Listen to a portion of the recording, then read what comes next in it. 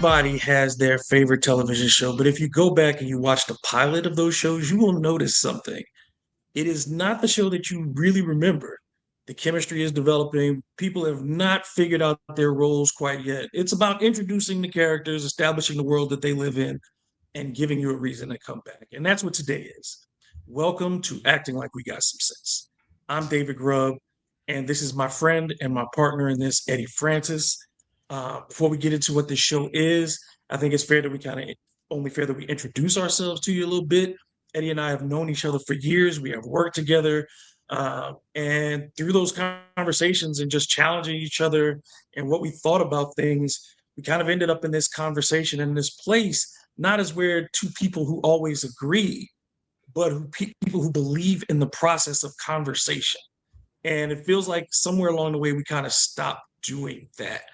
So I want to give this to Eddie and just ask, like, when we first started coming up with the idea of having this, and there's so many podcasts and people talking about things, what in particular what was the point where you were like, yeah, let's do this? Dave, you're a thoughtful brother. And I have my own podcast. And one of the things I had started thinking to myself was it'll be cool to have someone that I could do this with.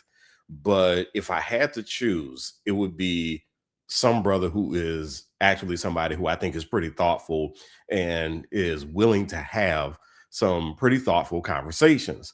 And so when you and I just kind of went back and forth, I started thinking to myself that this is actually something that could pretty much work because you and I have over the years, like you said, we've developed a friendship, we've crossed paths. I was thinking about, I was actually thinking about how at one point in our careers, you followed me somewhere when I was the PR director at SUNO, Southern University of New Orleans, and you became it. Then you became the communications and marketing director at Dillard, and I followed you at Dillard. And so, but then just over We the both did the logos for the GCAC.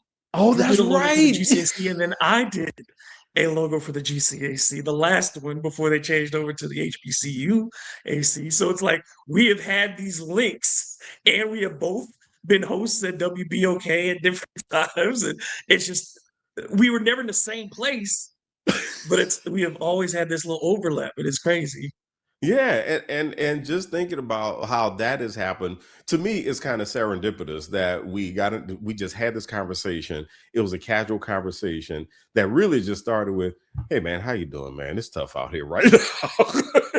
you know, it just started with that whole organic conversation of how tough things are right now, especially being business owners, and just asking each other, so what do you really want to do? I mean, how do you really see stuff working out? And so just from that, that's what made me very interested. And then when we started to kind of talk about the fact that right now, a lot of the conversation that we see, the public conversation, it is thoughtless, and is clickbait, and is yelling, and is highly ideological. It's not like I don't have an ideological or political stance on things, but that is being put before making sure that the public clearly understands what kinds of issues we are really dealing with and what kinds of ways we can deal with those issues so that the public benefits. And so when you and I started to have those conversations, and I realized that we could probably carry over those very real, thoughtful conversations to this space, especially as two black men. That's the part that made me think, okay, yeah, this is something I want to do. And this is the dude I want to do it with. And so yeah, so I appreciate that you were open to us even doing this experiment, whatever you want to call it. I It's appreciate that you were open to that, man. it's interesting because between us we have over 50 years of communications experience, Damn. and yeah, and we live in a world where everybody thinks that they are communicating because nobody's ever had more access to how to get in touch with another person, Yeah. how to put their own thoughts and actions out in front of the world. But we both know, as people trained in this, that there's so much getting communicated and so much that isn't getting communicated within all of these structures. And you put on top of that the balkanization of society in general, and then the polarization of people just using social media in their own lives to retreat into what they already know. And everything is about reinforcing what you already know. Mm-hmm. And for us to say, this is not about what I know, this is not about what I can say definitively. Like, I think you and I, we said, where the hell are we going with any of this? Mm-hmm. With any of this? Because, like you said, it comes out of this thing, how are you doing? And it's, I'm not doing well. And most people, well, no matter, I don't care what the presentation is. And I think that's where it's like these presentations are, we're all doing well. We're all living our best lives and we're all on vacation constantly and we're going to brunch and we're doing the greatest things that we've ever done. But then when we talk to each other individually, it's like, man, these bills are kicking my ass. My Yeah. kids need this. I don't have enough this. I don't have enough time, or I have too much time because I don't have enough to do with what I'm doing. And I think that the fact that we said, man, I don't want to give people what we think are the answers. We got to find some answers collectively. How do we reestablish community? Bruh. So one of the things that you and I touched on in our conversation is that we want to do something that where everybody works together to come up with the answers. Or if somebody in the room has better answers than we do, we're willing to listen to that and we're willing to learn from that. One of the things that people are going to learn about me, especially, doing this, is that I am a leadership geek. And in being a leadership geek, I don't mean I've I don't mean that I've written, that doesn't mean I've read 50 books by former US presidents or whatever, or CEOs. I mean, I have actually studied it from an academic standpoint. My master's is in strategic leadership. And so I have studied theories and all this good stuff. And the biggest thing that I have learned is that leadership is not about having all the answers. As a matter of fact, the worst leaders are the ones who think they have all the answers. They are the absolute worst. I have worked for people like that.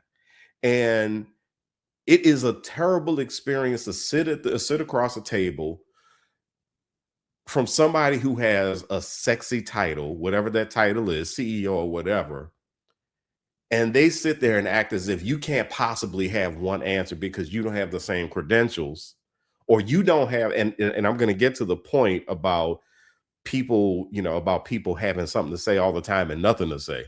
But it's really a pain in the ass to sit across somebody like that. And then you start thinking to yourself at some point, you know what?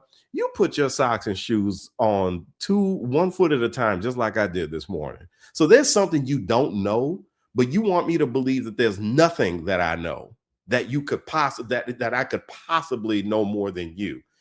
And what that has led to is a world where right now, when we listen to a podcast or a radio show or when we watch TV, all we got right now, I'm not going to say all we have way too much of people fighting for mics. We got way too much of that. We got way too much of people saying, no, I got the real answer to this. We got way too many conspiracy theorists who have found their way into mainstream media. But then we also have way too many people who actually do know some really good, substantial information that could help people, and they've sold their souls to get into mainstream media. We got way too much of that. And we don't have enough people who are willing to use the platform as powerful as mainstream media to say, I don't have all the answers, but I want to find people who have more answers than I do. And I'm willing to humble myself in front of that person and say, listen, teach me this thing. And that is really where we are just having so many problems right now, in terms of how people with microphones are communicating to people who don't have the microphone. The place I've landed, Dave, you know my story. I mean, I first cracked the mic. 2026 makes 30 years since I first cracked the mic. 30 years. And I got away from radio for a little bit because, I started working in marketing and communications. I started working more behind the scenes, which is work that I loved. I decided to get back on the microphone 3 years ago. 2023 is when I decided to get back. And the thing that happened to me is that I came back to the broadcast world with so much more clarity, the mass communication world with so much more clarity. And one of the biggest things that I realized was this microphone, this amplification device is an awesome responsibility. And because it is such an awesome responsibility, the people who use it have to have that sense of it being an awesome responsibility. But Yes. what we have too much of right now is people using it as a status symbol and as a weapon. And that is the part that really just it chaps my ass something awful. It really, really does. I don't watch mainstream media anymore because I'm sick of Yeah. people yelling. I'm sick of And it. and the one of the big things for me is words have meaning, Yes, and we have warped the meaning of words as we have got deeper into the 20 first century. Um, like we have confused being informed or having some level of information with being engaged, and we have that changed part. engagement. We take engagement to mean I commented on somebody's post. But did you go to a civic meeting? Did you talk to your neighborhood association? Did you that's engaged? That's what used to be civic engagement meant. Have you actually written a letter to your congressman or called their office or whatever? Have you gone to a town hall? Those were what we used to call engagement in the civic process. And now it's, did you fill out an online survey? Did you comment under somebody's post? Did you do these things? And words like citizenship. And this was one that we talked about ourselves. And again, these stemming from these personal conversations we have where resident and citizen mean two different things. Mm, You know what I mean? Like, and we have a lot of people who are fine being residents, but don't understand that citizenship comes with responsibilities. And it's not just to yourself, it's a responsibility to these other people within the community, both locally and nationally and globally. That's what citizen means. And we ain't talking about the politics of this. We're talking about participation in your life, just the things that matter in your individual life. And people are so disengaged from the process for whatever reason. Either they feel like the process is unwieldy, or they feel like it's inevitable, or they feel like mhm. it cannot change, or all these things. There's just a level of disengagement for so many other reasons. And for me, I feel like when we talk about those meanings of those words, it's just, hey, like if, as Black people, we talk about reclaiming the N word and its meaning and its purpose. I feel like there has to be a reclamation of these words because we are seeing people tell us what citizen means now, but Mhm. who gets to be that and who gets to be involved in the process. And there has to be some reclaiming from people who are actively pushing disengagement in the process. And Mhm. there has to be reclaiming of what these words mean and what the outcomes are. They verbs? Are they nouns? Are they adjectives? What do they really mean now? And how do we restore those meanings? Yeah. What strikes me about what you're talking about people pulling back and choosing to be residents versus citizens. The other side of that to me is people being alienated so that they choose to be residents rather than citizens. And if you live in a community where you feel as if your words won't reach people, whether that means not being able to reach your neighbor, it's not going to be able to reach your elected officials, it's not going to be able to reach the business community, it won't be able to reach the education community, then what are you going to do? You're going to say, you know what, I just live here. I just live here and I'm going to pay my bills and pay my taxes. And that's it. And the great failure I think that we see in leadership a lot of times right now is that people are more than willing to use the bully pulpit to alienate people. And why do they want to do that? Because as long as I can get you disengaged from what's happening in this community, I can do whatever I want with this office. I can do whatever I want with this position as a CEO. I can do whatever I want as the school principal or as the school board member.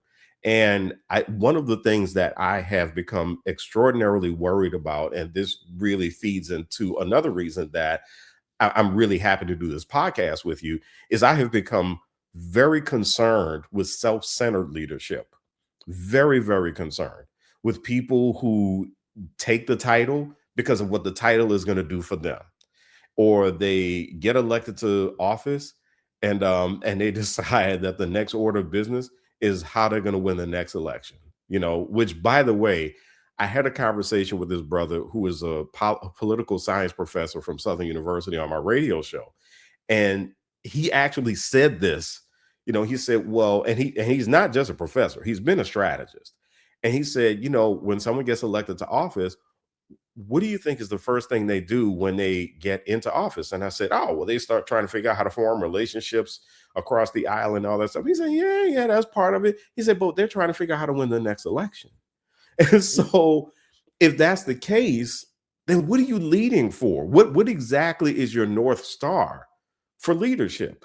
It's your next opportunity, unfortunately. And that's the kind of self-centered leadership that I really have become very, very afraid of. And I think we are there. Well, I think we've been there for a very long time, but I think it's manifested itself to a very dangerous level right now.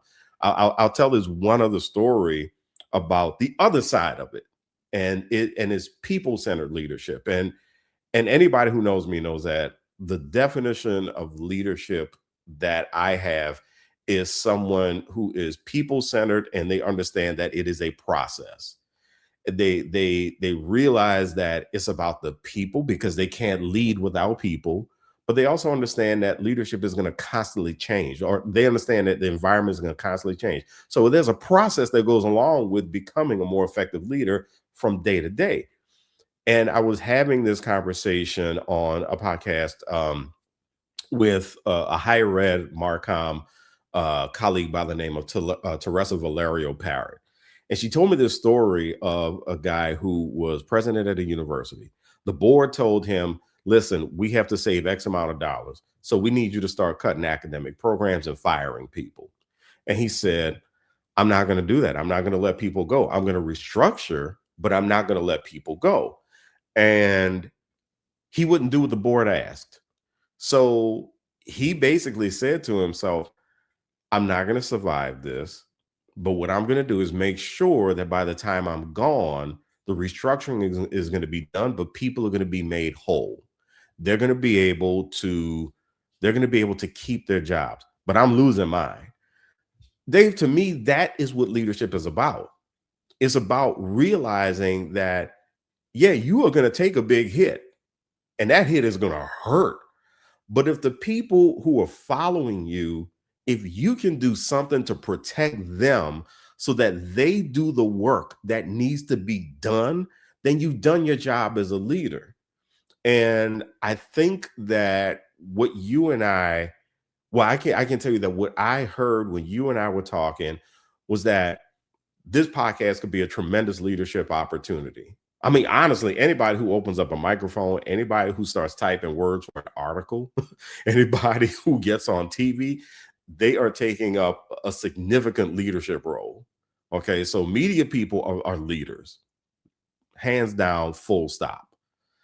The ones who I think are the most admired, well, I don't want to say admired, I think the ones who are the most respected and the ones who people are willing to get behind are the ones who say, I'm not saying this because I want subscriptions. I'm not saying this because I want sales. I'm not saying this because I want clicks and likes and all this stuff.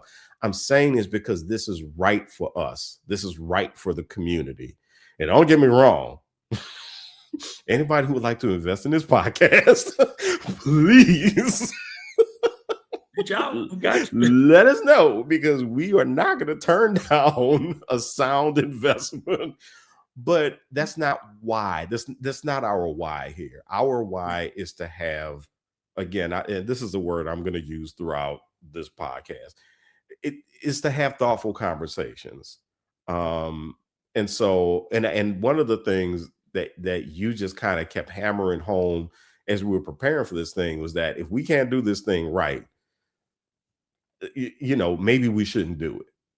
Or when we can't do it right anymore, it's gonna be time to sunset it. So I mean, I think just that approach and those thoughts that I have um or would really feed into this. But going back to my original point about people being alienated, what I hope we're able to do is bring people who are alienated back in, and we're able to earn their trust, and we're able to motivate them to do their part to shift from residents to citizens. Um, I really hope that we're able to have that kind of impact on people. It may not sound sexy to folks, but Right. but if somebody says, "Man, Dave and Eddie, man, because of y'all, I voted for the first time in 10 years." Man, to me, that's a job well done. To me, that's what we want to do. Or if somebody says, "You know what? I actually went to work today and I had a great day of work because y'all made me feel like my job is worth it, or y'all made me see a bigger purpose in my job." Or I went to my son's PTA. Yeah. I went to the kids' PTA. I hated going to PTA, but because of something y'all said, I actually saw something else in PTA, and now I'm a fully involved parent. Like, if we get those kinds of results, then this is all worth it, man. Absolutely all worth it. Yeah. And I think we want to be clear too. It's like this is not just about politics. Like this is about No, no, survival in this world that we live in. And those things go beyond politics. We're going to talk about like our mental health. We're going to talk about like yeah. relationship things and just try to do it from a place that we are not keeping score here. Like the goal at the end of each episode is not for somebody to be right and to have a winner. We're not, there's no Tony Reali clicking the points, over here at the end of the show. Everybody does that. This isn't competition. And I think one of the things that when you talk about leadership, everybody only views the executive level of leadership. Leadership comes from all throughout the levels and all throughout the ranks. I had to learn for myself in business. I'm not a general. I'm a lieutenant. I'm a great lieutenant. Mm, Like, you know what I'm saying? Like, I can sit next to the general, I can see things, I can consult, I can advise, and I can lead certain levels of people. But I'm not the one to stand in front of the troops and command everybody. That just isn't my level of skill. That hmm isn't my hmm level. That isn't a degradation of me and my skills because I know at my level, and I'll let you attest as a coworker and a colleague and a friend. I do my stuff. Like I hmm do my work well, and I'm proud of what I do. But I had to learn my level. You know what I'm saying? And know that I could have an impact at my level, that I could lead from my level. And no matter where you are, capable wise, like for your kids, they have a level. Your kid can be a leader at their level. Leadership is not telling people what to do. Like that's the thing, is like people view it as I'm in charge. That's not leadership. Mm-mm. Leadership is setting the guiding purpose and Mhm. having people align with that purpose, however you are asked to do that. The captain got to steer the thing up front, but leadership at the back of the ship is shoveling that coal. Uh, You know what I'm saying? The engine still got to burn. Boom. So my Yep. leadership is making sure that my shovels of coal are Mhm. on time. We putting enough in that furnace to keep that wheel spinning. And so Yeah. that's the thing, is to have these conversations and figure out, hey, I can't do that, but where I am on my block, in my job, or my relationship with my spouse or my kid or whatever, here's what I can do. And that level of leadership and figuring those things out in a world that increasingly tries to make you feel small, man, those things could save your life. It's just, it is giving you that element of purpose. And we all need to have that understanding that fundamentally you matter. You matter. And that what you do is leadership, whether one person sees it or 1,000. And I think that's a big part of it. Guess what you just did, my friend? You just defined a leadership principle called followership. And followership is being actively involved in the process of making sure that the organization or the community thrives. That's what it is. You described it. And that is, and the reason is important is not just some academic term. The reason it is important is this: if you had to guess what percentage of followers in the world we had versus the percentage of leaders, Dave, what would your guess be? One percentage to the other. What percentage of leaders do you think we're talking about? How many people think they're leaders versus how many people think they're No, no, followers? no, no, no, no. I'm talking about people with, I'm talking about people with actual titles. I say 10 to 10% maybe have leadership titles. Boom, you the man. Yes, 10%. This world is comprised of about 10% leaders, 80% followers. And yet you have another 10% that kind of figure it out. What they're trying to figure out where they sit in all of this. The point is this: there are way more followers than leaders. The way more followers.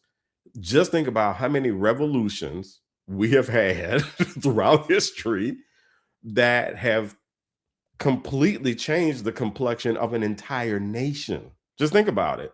I mean, we're doing this recording on the 4th of July. And so you think about what people are doing, like you said, that ship is moving forward. Yeah, you do have that captain. But the reason that ship is moving forward is all the engineers back there who are, like you said, they're shoveling the coal. They're doing whatever. It's all the people who are the true experts at what it means for the engine to work, or what it means for the parts of the ship to work a certain way. And they have all that intimate knowledge. And so I think that when we talk about, doing things like this podcast, or when we talk about any kind of mass communication effort, yeah, you have a voice who's on a microphone, but you also have those people who are listening who are saying, well, this is something that might kind of further the discussion. Let me write them an email real quick. Or I know somebody who knows a lot about this topic. Man, I'm going to suggest so and so as a guest to be on the podcast. That those parts are very, very important.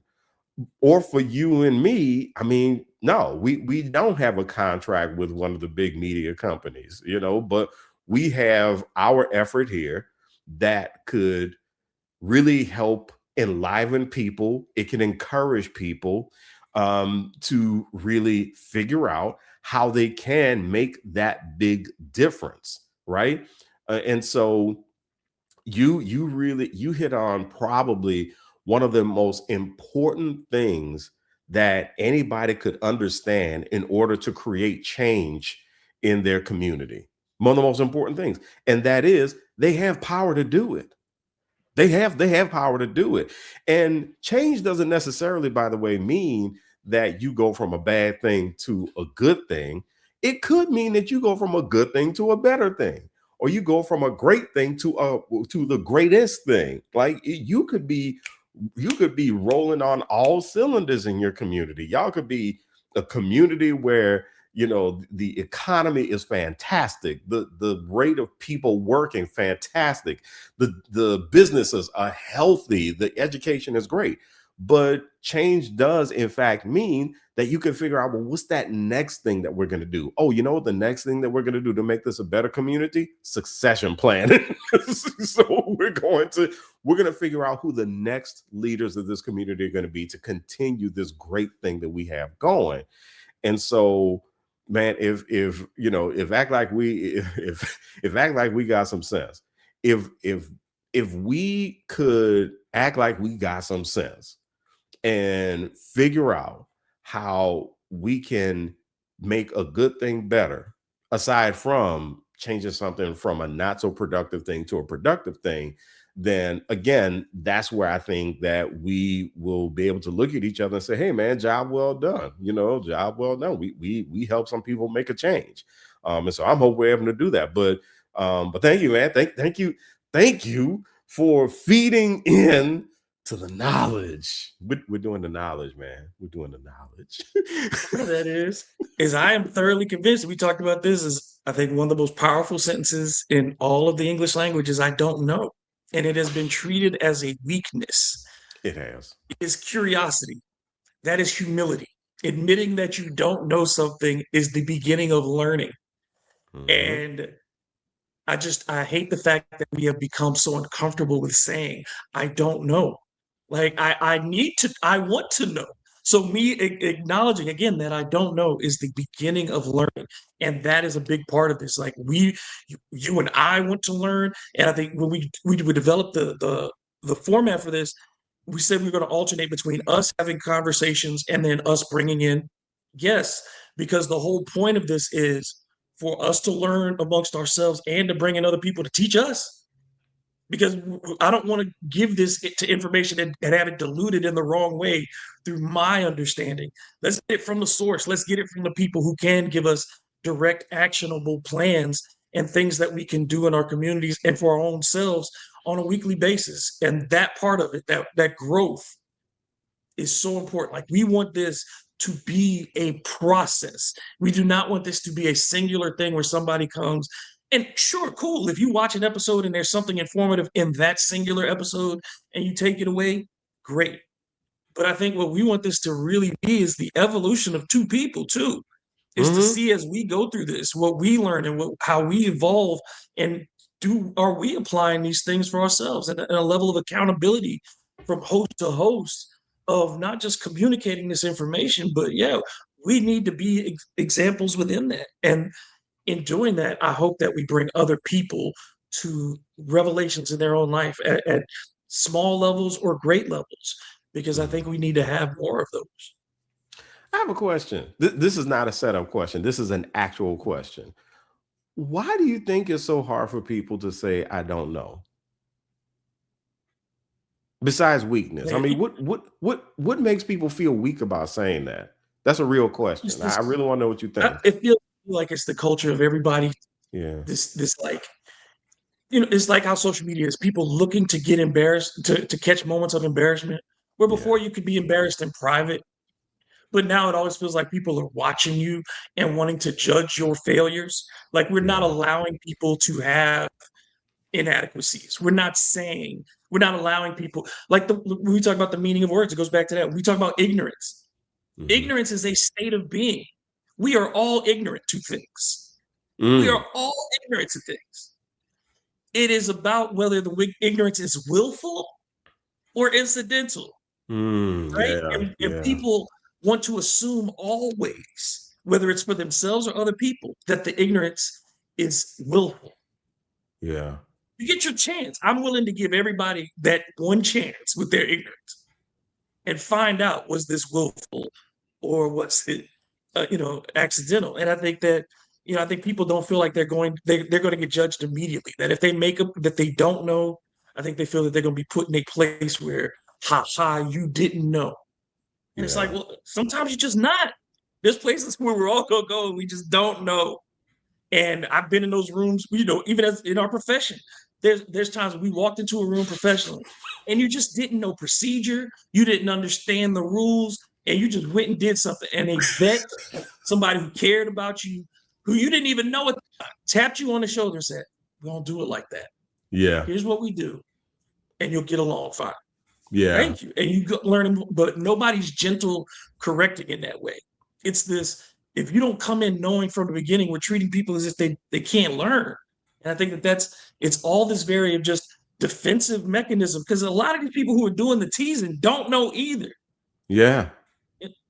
But they just don't want it to be, they don't want to be pointed out and singled and have, oh, I'm part of the ignorant group too. It's okay. It's okay to admit you don't know something if you are still seeking to learn. That, you know what, and that does feed right back into something that we mentioned at the beginning, and how there's this great flaw in leadership of people who believe they should know all the answers. I know for me, um, it's been perfectionism. It has been perfectionism. It has been this pressure to be the one with the answers, especially if somebody tells you, well, you know, this is your job. And so you go in with your job, and you're right. In our profession, marketing communications, the pressure is real to know, quote unquote, everything. It is very real, especially since one of the biggest pains about being in this field is that everybody thinks they know your job better than you, because they saw the billboard and they're like, oh, is this all y'all do? Well, that's easy. and so and so you walk into a room feeling, okay, well, if there's one answer I don't know, I'm in trouble. Or if I can't explain why I did this, I'm in trouble. If I can't explain why I think this is a better decision than the other decision, I'm in trouble. So I got to know all this stuff. And so I can see where, in what you said, you get to this point where you just become terrified to say I don't know. And just think right now about social media.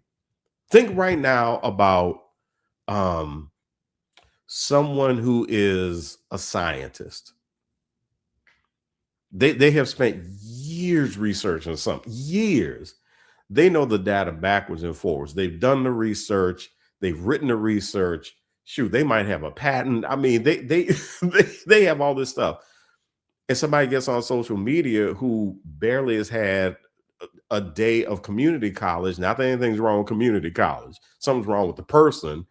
They get on and Right. they have barely had a day of community college, and they're like, "Oh, you don't know what you're talking about." And you're sitting there like, this person's been researching enzymes for 30 years, and you're going to tell this joker that they don't know anything about enzymes, and you barely know how to spell enzymes. That's the floodgates that's been open. The floodgate that has been opened in our society, like you said, is people believing that not knowing something is a weakness. The human brain can only hold so much information, but we're surrounded by people who, for whatever reason, believe they they, they think they're brainiac, and they really truly believe that Google is giving them everything that they need. Not really. And the thing I want to ask people is this: this sense of pride about feeling that you have to know everything. I know it comes from a whole lot of places. It comes from mistrust. It comes from this. It comes from that. And I do think, legitimately, in a medical establishment, especially where it concerns Black people, there is a lot of mistrust because of the way the medical establishment has treated us. So that I do get, but at the same time, you do have to recognize that the body is a bit more complicated than we think it is, and you just can't be that person who's just going to battle everybody all day and all night, to the point where it's like, okay, at some point you do have to concede that you probably don't know this as well as you think you do, and maybe the solution isn't to battle this MD on social media. Maybe the solution is to just go to your doggone doctor, or and get a second and third opinion about this thing, and find a way to triangulate that data that you just received from people, right? Figure it all out. But yeah, I think I really I agree with you. I do believe that the most powerful language that I do believe that the three most powerful words that we can't have sometimes are I don't know, if you want to count I as a word. But yeah, I mean, I think it's powerful. The other two well, they're not powerful words, but they're wonderful words, are open bar to me. But that's a whole nother issue. That's a whole other stuff. I like that would be a topic for a different time. That would be a topic for a different time. but I think the challenge I think for us, and I think that we want Yeah. for everybody, is to continue to have conversations that that you normally wouldn't. And Yeah. and and I Yeah. think each week it'll be not to convince people, not have conversations again, not to convince people, not to debate them, but to have understanding. And I think about, it's not we always people talk about I want to have knowledge. I think it's knowledge is comprised in my mind of three things. Um, well, uh, knowledge, wisdom, and discernment. Hmm. Like you got to have the information, the application, and the knowledge and the understanding of how to separate the two. Yeah. And I Yeah. think that, those having all three of those things is so important. And there are things that I am knowledgeable about that I do not have wisdom of, Mm. that I would not trust my judgment. You know what I'm saying? To Mm. make a Yeah. call of it. I may know something about it, but I'm not smart enough to have the final call on something. You know what I mean? I know Yeah. enough to know I need to know more. Yeah. And like I think those processes are so important to the educational process, which again, as we were taught, and I don't know if kids are taught this as much anymore. And I just had one get out of high school, and you got one in college right now. But that process of learning never ends. Like that was always Hmm. something that teachers would tell us, that it doesn't end when the school day ends. It doesn't end when the summer is here. It doesn't end when you are out of school. Learning is a lifelong activity. And I think we need to emphasize that and celebrate that. And even as difficult as things are, and we ain't gonna, it's not always gonna be fun. I'm not saying every topic we have is gonna be like light and uplifting too. Sometimes we're gonna have hard weeks Yeah. and Yeah. conversations, like I said, painful things to talk about. But I want to get through those with the idea of that after that conversation, I have something different that I didn't have at the beginning of the conversation. You have something, and whoever watches it walks away with something real. Yeah. Not just a vibe, not just a feeling, something real that they can apply to their situation in their life. And if we do that, like you said, then I think we've done something successful. Yeah, yeah. Amen to that, man. I'm definitely looking forward to it. I'm definitely looking forward to having some, robust conversations. And to your point, I mean, I'm looking forward to the disagreements. And how we can angle those disagreements to something good, to something productive, to something that people can learn from. The funny thing about lifelong learning, and I'll do the shout out here because I really enjoy the work that I do. But one of one of my hustles is that I'm an adjunct instructor with Southern New Hampshire University. Would you like to know the name of the course that I teach? Is mindset and lifelong learning. And so, and but just think about this. Let's contextualize this.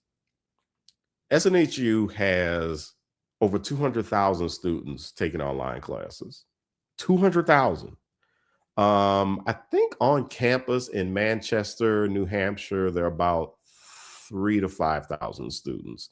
And for those who don't know, SNHU is not, this is not a commercial, this is pure information. SNHU is not a for-profit institution. It is actually a private nonprofit institution. So it's like a Xavier or a Dillard or or Harvard or something like that. Same kind of classification. Diploma mill. Yeah, and so and the other thing that people don't know about is that SNHU actually does have intercollegiate athletics, and so there are actual people, not AI. There are actual people who actually play sports. Mascot the Penman, but anyway, but the thing is, and that was just a quick aside. But the thing is, in bringing up 200,000 students, this university, this massive university, saw an opportunity, but they also saw a big problem, a huge problem in people lacking critical thinking skills. So at the end of the day, this general education course that I teach is a course on how to think. Just imagine that, Dave. Imagine that a university had to say, we need to do a course about thinking. And once upon a time that wasn't a thing, right? People It was people part of the enter curriculum. Yeah, people entered college thinking, Mhm. and the curriculum of the college or the university just helped them do what they wanted to go out and do better. But now colleges are having to teach people how to think. And and this is the biggest thing. And this is something that is a principle of this podcast. It's not about telling people what to think.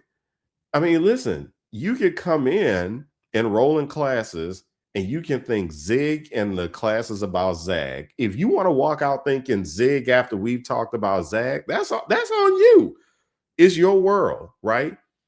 But it's so the purpose isn't to teach people what to think.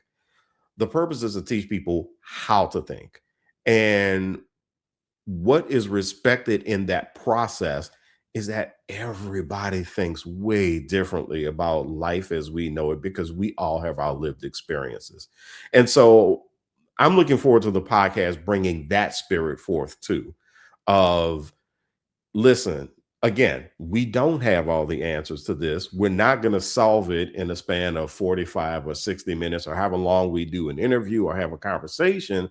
But if there's something that we talk about here that serves as a launch pad for you going out and thinking more productively about this world that we live, this wacky, wacky world that we live in right now, then boom, that's exactly why we're doing this thing. We're doing this because we want to spark something. And we want to spark something that's good, is productive.